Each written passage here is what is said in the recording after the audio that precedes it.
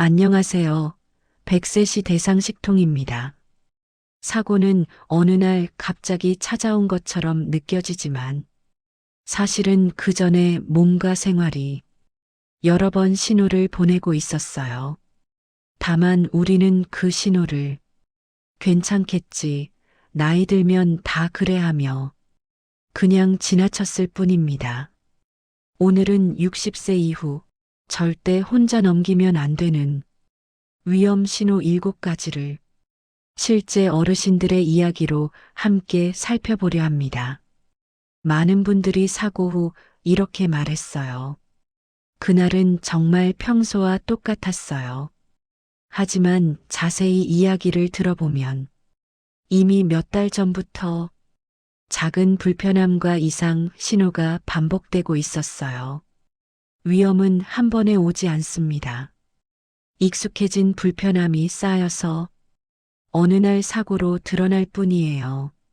그래서 이 신호들을 미리 알아차리는 것이 무엇보다 중요합니다. 전문가들은 말합니다. 낙상 사고를 겪은 분들 대부분은 그 전에 이미 여러 번 휘청거렸습니다. 윤성님 역시 손잡이를 잡으면 안정됐고 잠시 쉬면 괜찮아졌기 때문에 문제라고 생각하지 않았어요. 하지만 이 짧은 휘청임은 균형 감각이 예전 같지 않다는 명확한 경고 신호였습니다. 사고는 이렇게 무시된 신호 위에서 시작됩니다. 두 번째 위험 신호는 밤에 유독 불안해지는 느낌이었어요. 68세 미정님은 밤에 화장실을 가는 일이 점점 부담스러워졌다고 했어요. 불이 켜져 있어도 괜히 심장이 빨리 뛰고 혹시 넘어질까봐 한 발 한 발 조심하게 됐습니다. 이 불안은 몸이 보내는 분명한 경고였습니다. 세 번째 위험 신호는 가스, 전기, 문 잠금을 반복해서 확인하는 행동이었어요. 72세 정희님은 외출 후에도 다시 집에 올라가 문을 확인한 적이 여러 번 있었다고 했어요. 처음에는 내가 좀 꼼꼼한가 보다라고 생각했지만 이 행동은 점점 잦아졌습니다. 정희님은 처음엔 자신이 조금 더 꼼꼼해졌다고 생각했어요. 외출할 때 문을 한 번 더 확인하는 건 오히려 안전한 습관이라고 여겼습니다. 그런데 어느 순간부터 확인이 한 번으로 끝나지 않았어요. 엘리베이터를 타고 내려가다 말고 가스를 껐나? 라는 생각이 들었고 그 생각 하나 때문에 다시 집으로 올라간 날도 여러 번이었습니다. 정희님은 이렇게 말했어요. 확인하고 나면 안심은 되는데 집을 나설 때마다 괜히 더 피곤해졌어요. 전문가들은 말합니다. 반복 확인은 기억력 문제가 아니라 집중력과 생활 에너지가 떨어졌다는 신호라고요. 몸과 마음이 모두 지쳐 있을 때 사람은 실수를 두려워하게 되고 그 두려움이 행동을 반복하게 만듭니다. 이 상태를 방치하면 외출 자체가 부담이 되고 결국 생활 반경이 점점 줄어들게 됩니다. 사고는 이렇게 집 밖으로 나가기 힘들어지는 순간부터 시작되는 경우가 많았습니다. 영수님은 약을 먹는데 늘 자신이 있던 분이었어요. 시간도 정확했고 약 봉투도 잘 정리해 두고 있었습니다. 그런데 어느 날 아침 약을 먹고 나서도 점심 무렵 다시 약통을 열었다가 하고 멈춰 섰다고 했어요. 그제야 아침에 이미 약을 먹었다는 걸 기억해냈습니다. 그 순간 영수님은 이렇게 느꼈다고 했어요. 깜빡할 수는 있는데 이건 좀 무섭더라고요. 약을 헷갈리는 경험은 단순한 실수가 아닙니다. 전문가들은 이 시점을 생활 관리 능력이 흔들리기 시작한 신호로 봅니다.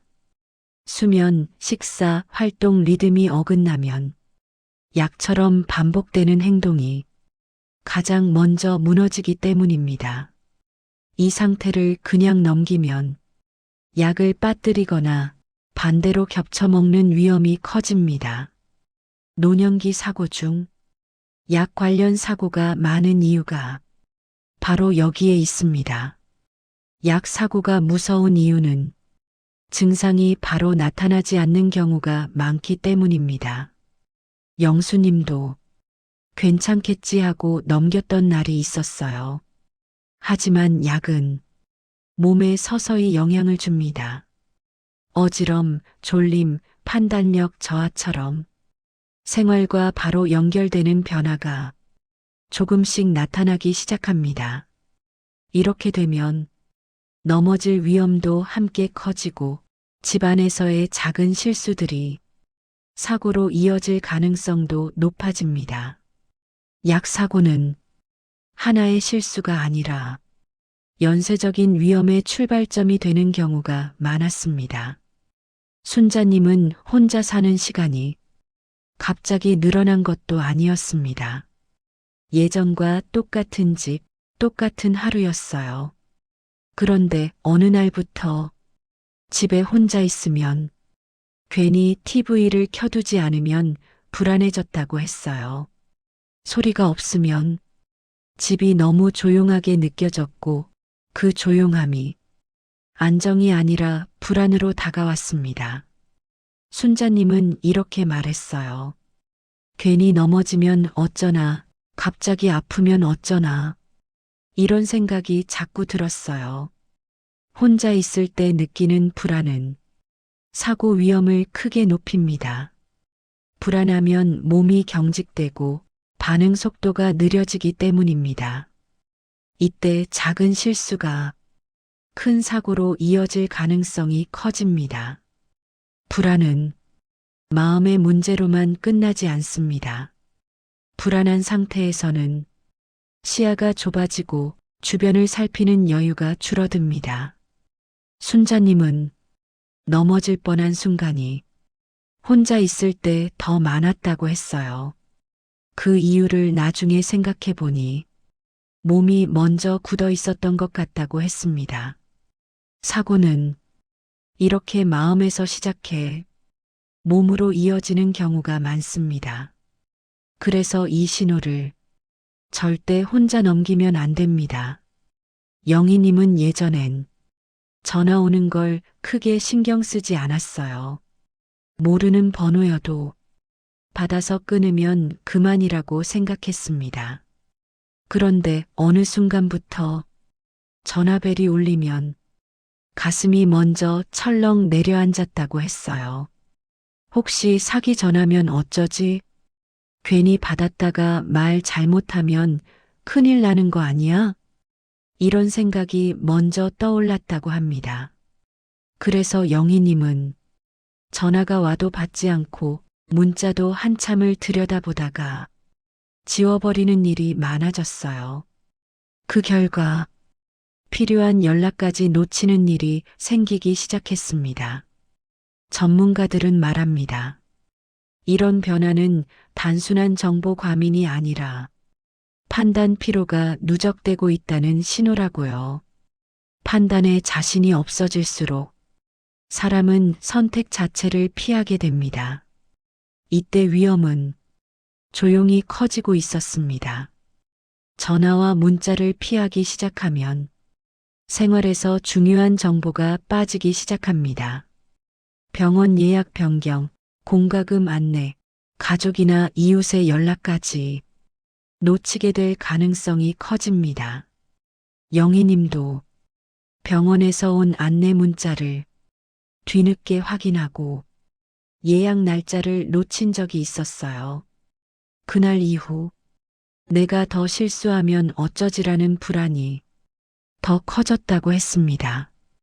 불안은 사고 확률을 높이는 요인입니다. 정보를 놓치면 대처가 늦어지고 그 늦음이 생활 속 위험으로 이어집니다. 그래서 이 신호 역시 절대 가볍게 넘겨서는 안 됩니다.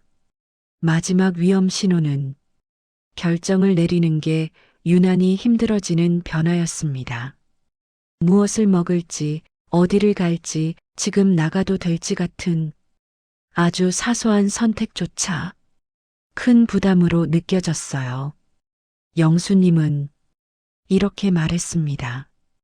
아무거나 해도 될 것 같은데 막상 정하려고 하면 머리가 멍해져요.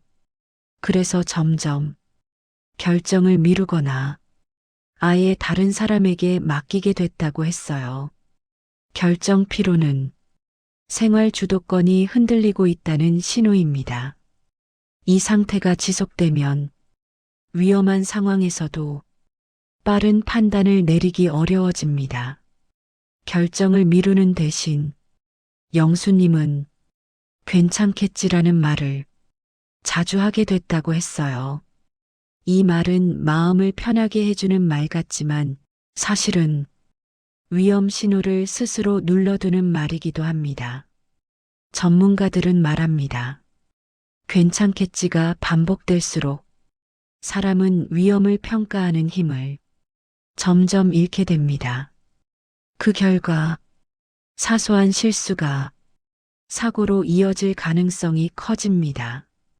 이 신호는 앞선 6가지 신호가 이미 쌓였을 때 가장 마지막에 나타나는 경우가 많습니다.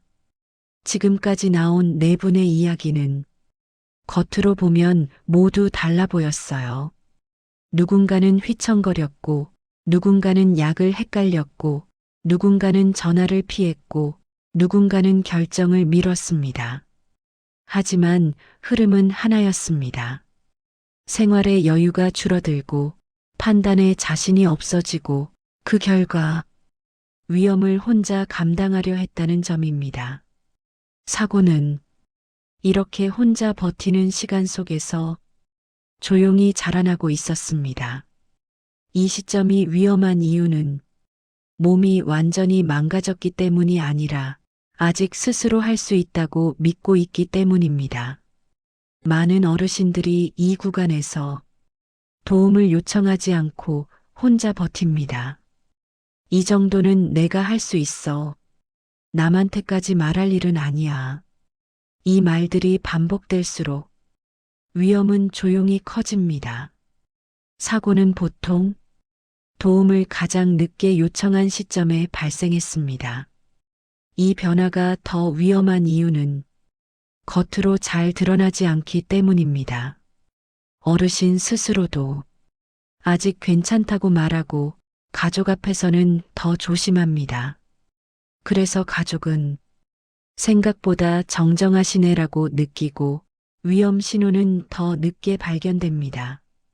하지만 사고는 가족이 없는 시간, 혼자 있는 순간에 가장 많이 발생합니다. 다행히도 2단계에서 사고를 막는 방법은 생각보다 복잡하지 않습니다. 중요한 건 완벽해지려는 게 아니라 위험을 줄이는 방향으로 생활을 조정하는 것입니다.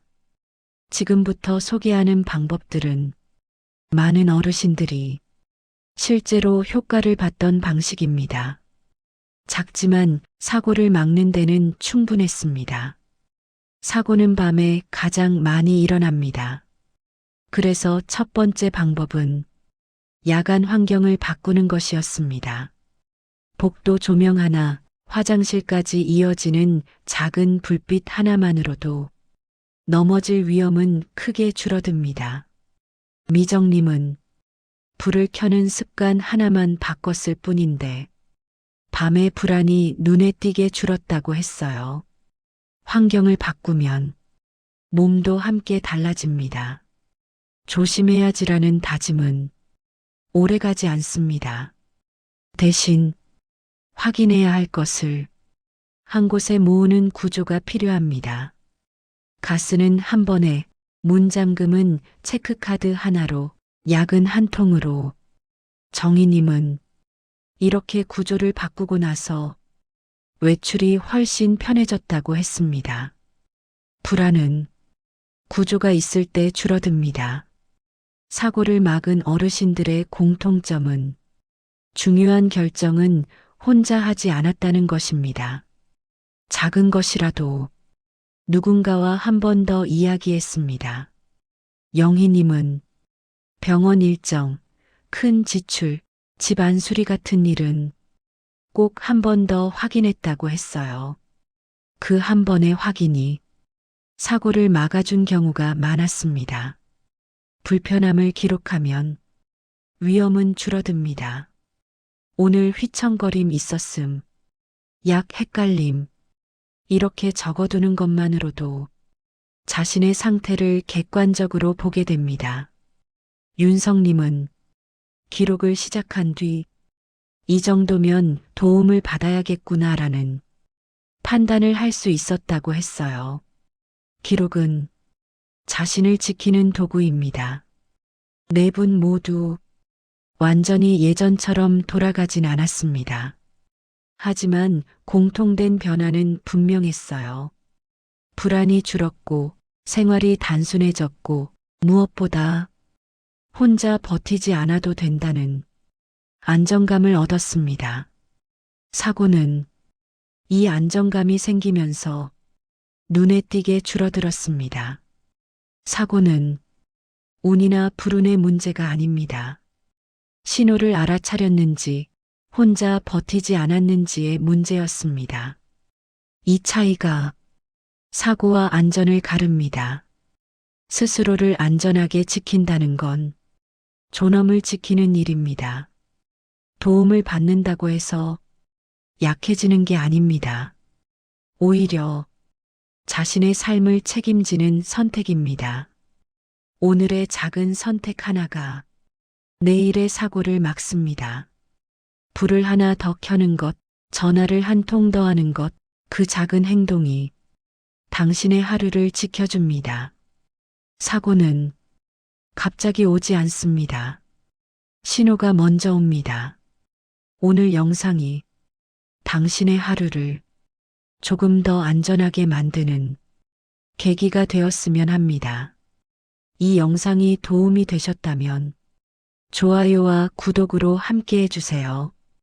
여러분의 작은 클릭이 더 많은 어르신들의 하루를 지킵니다. 100세시 대상식통이 늘 함께하겠습니다. 오늘도 시청해주셔서 고맙습니다.